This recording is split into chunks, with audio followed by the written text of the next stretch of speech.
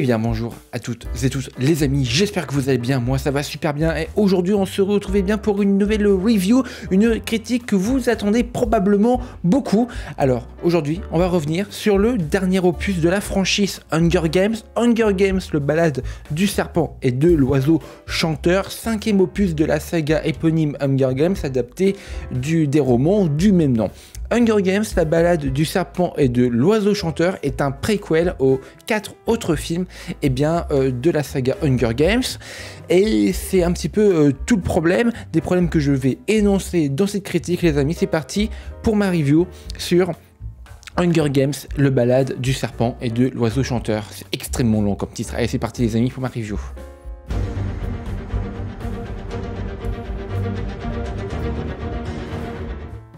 Déjà, prenons le problème à la source. Qu'est-ce qu'un préquel? Alors déjà, un préquel, c'est tout simplement une tendance assez américaine, assez hollywoodienne, de reprendre en fait un univers et d'en faire quelque chose qui se passe avant les événements d'un film ou d'une trilogie, hein, comme Hunger Games ou bien encore le livre Darker de 50 nuances degrés qui ne sera pas adapté au cinéma. Bref, c'est pour vous dire que les préquels, c'est un grave problème à Hollywood et Hollywood le sait bien et pourtant il continue. En fait, les problèmes des préquels à Hollywood résident dans leur tendance à privilégier la capitalisation sur des franchises populaires plutôt que de développer des histoires originales, intéressantes. Alors ces films sont souvent créés pour exploiter le succès antérieur d'une franchise comme Hunger Games qui a quasiment 10 ans, hein, on y reviendra, ce qui peut conduire à des œuvres qui manquent de créativité, d'originalité et d'enjeux narratifs réels. Oh bah tiens, comme le nouvel Hunger Games, tiens. Bref, cette approche risque de lasser les spectateurs et d'affaiblir l'intégrité des univers cinématographiques établis au lieu d'enrichir l'histoire et le monde qui les entoure. Et oui, c'est un petit peu le problème de ce que j'ai en fait avec ce balade et oiseaux machin truc là. Le nom est horrible à prononcer. Alors déjà, je vous l'ai déjà dit, c'est un préquel aux 4 autres films Hunger Games qui sont adaptés du roman du même nom. Alors, ce qu'il faut savoir, c'est que à la base, Hunger Games, la balade du serpent et de l'oiseau chanteur, c'est un roman pareil, sorti il y a seulement 3 ans. Ouais, donc ça veut dire que les gars ont mis en chantier le film au quasi même moment que la sortie du livre.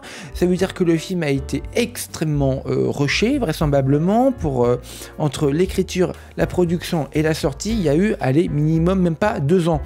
C'est assez étrange comme façon de faire, et on y reviendra d'ailleurs un peu plus tard dans cette critique d'ailleurs.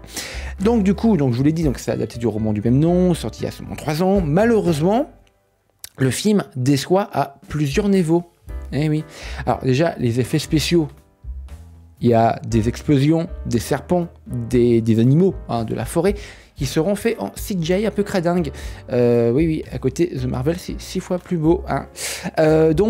Oui, alors du coup, ce qui est assez inexcusable pour une production de cette envergure. Alors, je ne connais pas le budget de ce nouvel Hunger Games, mais si je prends un petit peu les fourchettes de budget des 4 autres Hunger Games, on serait potentiellement aux alentours de entre 20 et 50-60 millions de dollars.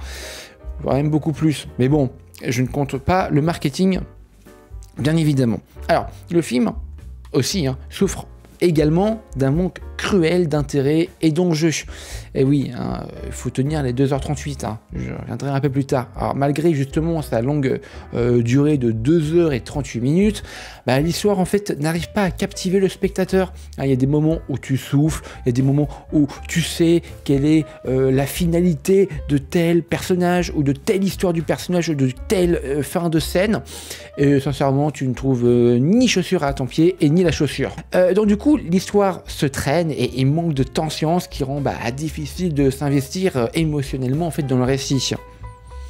Alors de plus, l'élément de l'histoire d'amour est particulièrement décevant parce que oui, le personnage principal de Snow, qui est un véritable connard dans les 4 autres films Hunger Games, le film ne vous racontera pas pourquoi c'est un vrai connard. Et en plus, il a une sorte d'histoire d'amour avec une fille absolument débile dont tout le monde se fiche. Voilà, donc ça ne sert strictement à rien. Voilà, donc c'est vrai qu'en manque d'intérêt pour cette relation, on a vraiment l'impression que cette romance a été insérée d'une manière très artificielle, sans réelle profondeur ou enjeu scénaristique. Et c'est un petit peu décevant.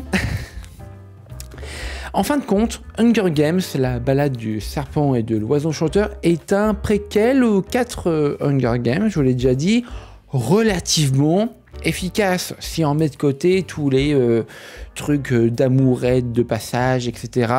Ça reste plutôt sympa si le film avait duré, allez, 1h50, 2h grand max, hein, s'il y avait moins de 40 minutes retirées, hein, voilà.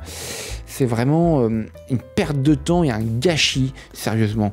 Donc du coup, voilà quoi. Et si je vous l'ai dit relativement au début, oui, il me donne l'impression d'avoir été rushé et mal fini, notamment au niveau des effets visuels, pour surfer sur la hype générée par la sortie récente du roman, que je rappelle, il a été il y a moins de 3 ans.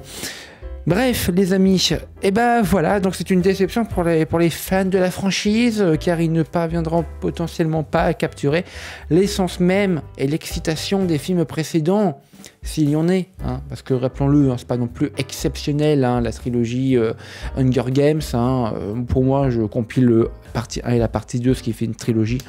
Bref les amis, j'espère que cette vidéo critique vous aura plu, n'hésitez pas à la liker, à la commenter, à la partager, et quant à nous on se retrouve dans une prochaine vidéo. Allez, ciao tout le monde les amis, c'était The Critisman, au revoir.